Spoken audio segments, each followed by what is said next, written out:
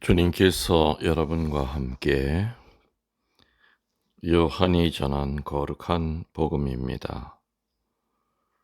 그때 제자들과 함께 식탁에 앉으신 예수님께서는 마음이 산란하시어 드러내놓고 말씀하셨다. 내가 진실로 진실로 너희에게 말한다. 너희 가운데 한 사람이 나를 팔아넘길 것이다. 제자들은 누구를 두고 하시는 말씀인지 몰라 어리둥절하여 서로 바라보기만 하였다. 제자 가운데 한 사람이 예수님 품에 기대어 앉아 있었는데 그는 예수님께서 사랑하시는 제자였다. 그래서 시몬 베드로가 그에게 고갯짓을 하여 예수님께서 말씀하시는 사람이 누구인지 여쭈어 보게 하였다. 그 제자가 예수님께 더 다가가 주님 그가 누굽니까 하고 물었다. 예수님께서는 내가 빵을 적셔서 주는 자가 바로 그 사람이다 하고 대답하셨다. 그리고 빵을 적신 다음 그것을 들어 시몬 이스가리옷의 아들 유다에게 주셨다. 유다가 그 빵을 받자 사탄이 그에게 들어갔다. 그때 예수님께서 유다에게 말씀하셨다. 네가 하려는 일을 어서 하여라. 식탁에 함께 앉은 이들은 예수님께서 그에게 왜 그런 말씀을 하셨는지 아무도 몰랐다. 어떤 이들은 유다가 돈주머니를 가지고 있었으므로 예수님께서 그에게 축제에 필요한 것을 사라고 하셨거나 또는 가난한 이들에게 무엇을 주라고 말씀하신 것이려니 생각하였다. 유다는 빵을 받고 바로 밖으로 나갔다. 때는 밤이었다. 유다가 나간 뒤에 예수님께서 말씀하셨다. 이제 사람의 아들이 영광스럽게 되었고 또 사람의 아들을 통하여 하느님께서도 영광스럽게 되셨다. 하느님께서 사람의 아들을 통하여 영광스럽게 되셨으면 하느님께서도 몸소 사람의 아들을 영광스럽게 하실 것이다. 이제 곧 그를 영광스럽게 하실 것이다. 얘들아, 내가 너희와 함께 있는 것도 잠시뿐이다. 너희는 나를 찾을 터인데 내가 유다인들에게 말한 것처럼 이제 너희에게도 말한다. 내가 가는 곳에 너희는 올 수 없다. 시몬 베드로가 예수님께 주님 어디로 가십니까? 하고 물었다. 예수님께서는 그에게 내가 가는 곳에 네가 지금은 따라올 수 없다. 그러나 나중에는 따라오게 될 것이다. 하고 대답하셨다. 베드로가 다시 주님 어찌하여 지금은 주님을 따라갈 수 없습니까? 주님을 위해서라면 저는 목숨까지 내놓겠습니다 하자 예수님께서 대답하셨다. 나를 위하여 목숨을 내놓겠다는 말이냐? 내가 진실로 진실로 너에게 말한다. 닭이 울기 전에 너는 3번이나 나를 모른다고 할 것이다.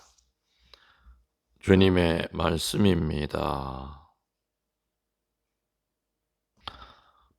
전 예수님, 주님의 이름으로 평화를 빕니다. 성주간 화요일 미사를 봉헌하고 있고요. 또 강론을 녹음하고 있습니다. 오늘 주인공이라고 굳이 한다면 유다스가 주인공입니다. 유다스는 평소에 악습이 있었던 것으로 보입니다. 한마디로 주머니돈, 쌈짓돈처럼 공금을 횡령하는 버릇이 있었던 것 같습니다. 악습이라고 하는 것은 말 그대로 나쁜 습관입니다. 거짓말이라든지 또 술 먹고 주사 부리는 거, 도벽이 있는 거, 또 음란을 자꾸 찾으려고 하는 거, 그래서 자꾸만 포르노라든지 이런 음란 쪽으로 다가서려고 하는 거, 이런 것들을 우리들은 이제 나쁜 악습이라고 그럽니다. 에, 유다스가 이 악습을 끊지 못한 결과가 뭐였습니까? 스승을 팔아 넘기는 거였습니다.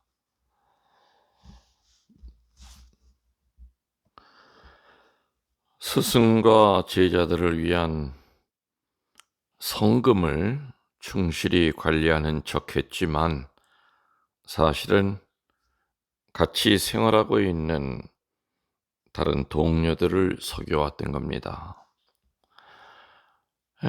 악습을 끊지 못하는 결과는 아주 참담하지요. 거짓말이라고 하는 그 악습을 밥 먹듯이 하다 보면은 나중에는 사기꾼이 됩니다.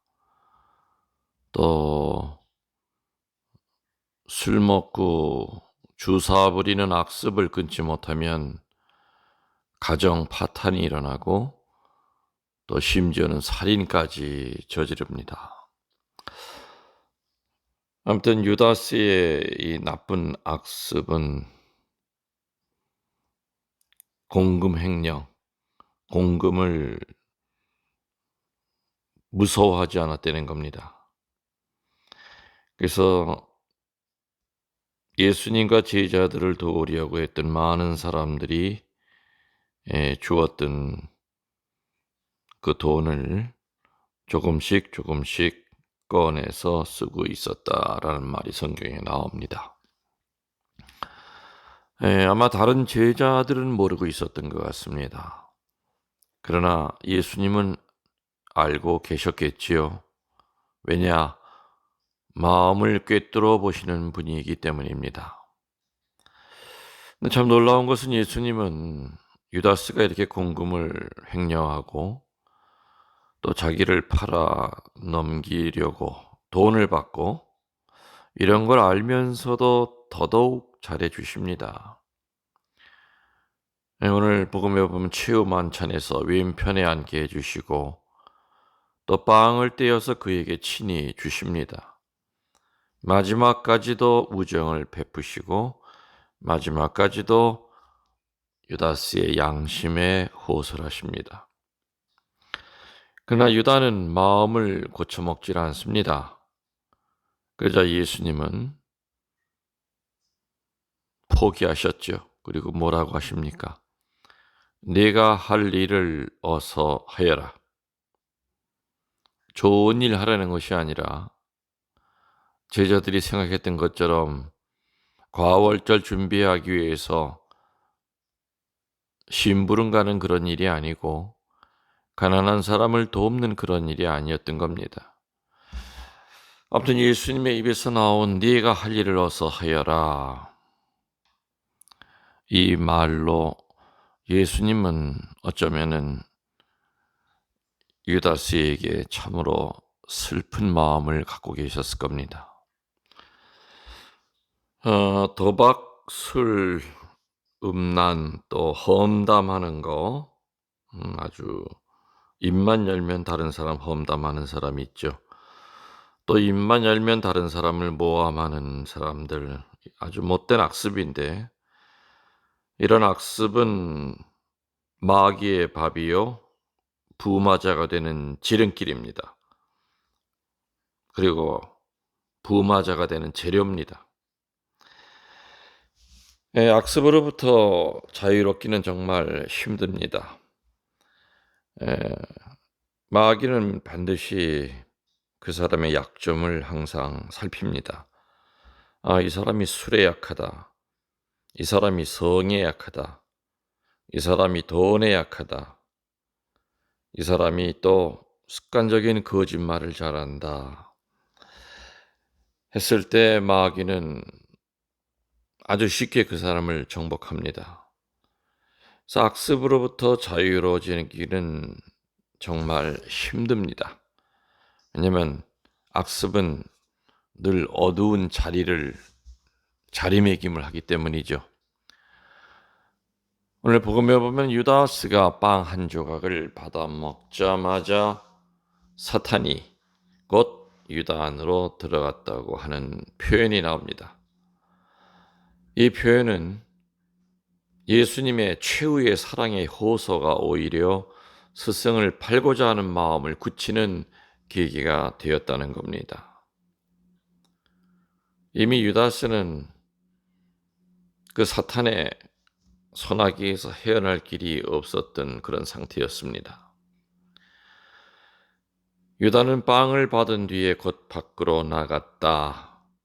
그리고 따라오는 말이 때는 밤이었다라고 나옵니다. 굳이 밤이라고 하는 표현을 왜 했겠습니까?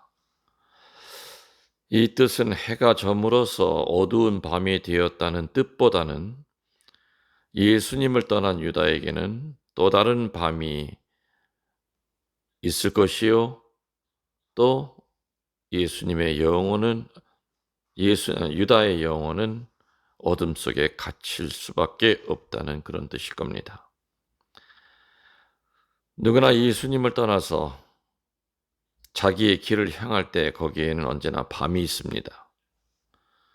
선한 소명에 응하기보다는 악이 부르는 소리에 귀를 기울일 때 언제나 거기에는 어두운 밤이 있습니다. 예수님께 등을 돌리면 언제나 죽음의 밤에 휘둘리게 됩니다. 예수님을 따를 때 생명의 빛을 주시고 영원한 삶이 보장이 됩니다. 유다스가 어떤 사람인가에 대한 그 질문을 던질 때 아마 처음으로 나오는 질문이 유다스는 기도하는 사람이었는가 아니면 행동만 하는 사람인가, 아마 이거에 대한 질문이 유다스를 향하는 첫 번째 질문일 겁니다. 유다스는 과연 기도했던 사람인가? 아니면은 전혀 기도는 하지 않고 행동만 했던 사람인가?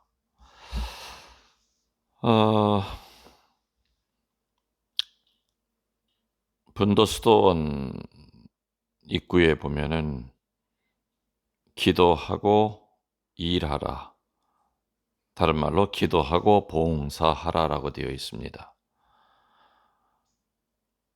그리고 유명한 러시아 철학자는 가장 크리스천의 이상적인 모습을 두 마디로 표현했는데 고독하면서 동시에 사회적인 인간이 되어야 된다고 얘기했습니다. 고독하다는 얘기는 하느님과의 그 관계성을 유지해야 된다 그 뜻이고요. 또 사회적인 인간이라고 하는 것은 이웃과의 관계성을 유지해야 된다는 얘기일 겁니다. 어떤 사람은 고독은 한데 사회적이지 않은 사람이 있고요. 반대로 어떤 사람은 너무 사회적이긴 한데 고독을 무서워하는 사람이 있습니다. 고독하다는 말과 외롭다는 말은 좀 다르지요. 고독하다는 얘기는 좀 영적인 겁니다. 그러나 외롭다고 하는 것은 사람을 찾는다는 얘기죠. 고독 가운데서 하느님으로부터 받은 그 힘을 가지고 사회에 나가서 봉사하고 또 이웃과 더불어 살아야 됩니다.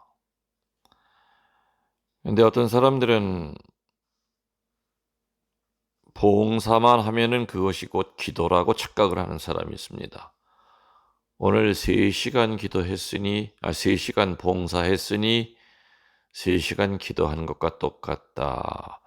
이건 마귀의 소리입니다. 옛날에 꽃동네 원목 신부할 때 전국에서 몰려든 봉사자들이 각자 맡은 소임을 열심히 합니다. 노인분들 대소변 받아내고 그야말로 참 힘들죠, 일이. 그렇게 힘이 들어도 그래도 저녁에 성당에 와서 미사 드리고 꾸벅꾸벅 졸아도 성체조배 다 한 5분이라도 하고 간 사람들은 오늘날 꽃동네 수녀님들이 됐습니다.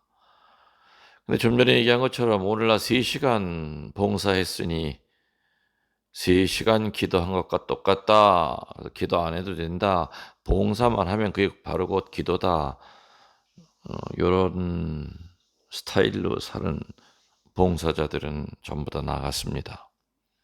사고를 치고 꼭 나갔습니다. 그래서 봉사만 하고 기도를 안 하는 사람의 그 말로는 음란이 찾아오고 공금 횡령, 돈에 대한 욕심이 생기고요. 또 교만이 충만해집니다. 그래서 이런 사람들은 자기 위주의 자기가 만들어낸 예수님의 그 그늘 속에서 살아갑니다. 허상 속에서 삽니다. 자기가 만들어낸 합리화시킨 그 예수님을 우상시하면서 자기가 하는 모든 것은 다 예수님이 너그러이 봐줄 것 같이 이렇게 생각하면서 자기 우상에 빠져 삽니다. 그래서 거기에 대한 그렇게 산 사람에 대한 마지막 결과는 유다스처럼 멸망에 이른다는 겁니다. 유다스는 분명히 기도하는 사람이 아니었습니다. 기도보다는 행동만 하는 사람이었던 것 같습니다. 물론 유다스의 위치가 총무, 지금으로 따지면 총무 아니면 회계 뭐 이런 위치였기 때문에 그 위치도 쉽지는 않았겠죠. 모든 예수님까지 13명의 삶을 어떻게 보면 경제적인 삶을 책임을 져야 됐기 때문에 쉽지 않았을 겁니다. 그렇지만 유다스의 가장 큰 잘못이 있다면 좀 전에 얘기한 대로 자기 위주의 그 예수님을 그렸다는 겁니다. 그래서 예수님은 내가 은전 30냥에 팔아넘겨도 분명히 다시 살아오실 분, 그러면 예수님도 살아오실 것이요. 주머니에는 30냥 들어오고 은전 30냥 들어오고 꼭 먹고 알먹기다. 또랑치고 가재 잡는 것이다. 자기 위주의 그 예수님을 그렸다고 하는 것은 참 위험한 발상이었습니다. 모든 것을 다 자기 위주로 합니다. 예수님이 자기 계획과는 다르게 십자가에서 비참하게 돌아가시고 나고 난 다음에도 유다스는 또 자기 스스로 판단합니다. 나는 구원 못 받아. 그 스스로 목숨을 끊습니다. 오늘 복음의 때는 밤이었다고 하는 이 문장은 참 많은 것을 묵상하게 해줍니다. 예수님을 떠난 자들에게는 밤밖에 없습니다. 예수님을 떠나서 어찌 빛 속에 살 수 있겠습니까? 며칠 안 남은 부활, 여러분들 준비 잘 하셔서 내가 유다스 같은 그런 악습은 없는가? 그래서 오늘 여러분들은 악습에 대한 거 좀 묵상을 하셨으면 좋겠습니다. 해마다 또 자주 보는 성사거리 가운데서 늘 반복되는 죄, 그리고 그거로부터 그 반복되는 죄가 희미해지기보다는 더 강도가 깊어지고 있다 그런다면은 그게 정말 악습입니다. 그리고 아까 얘기했듯이 악습은 부마자가 되는 지름길입니다. 여러분들 악습 우습게 여기지 마시고 소홀히 여기지 마시고 오늘 내가 예수님 곁을 떠날 수밖에 없는 그런 악습을 뭘 가지고 있는지를 한번 좀 곰곰이 좀 체크하셔서 그거 싸워 이길 방법을 찾아내셔야 됩니다. 그게 바로 부활이 아니겠는가 싶습니다. 여러분들 사랑합니다.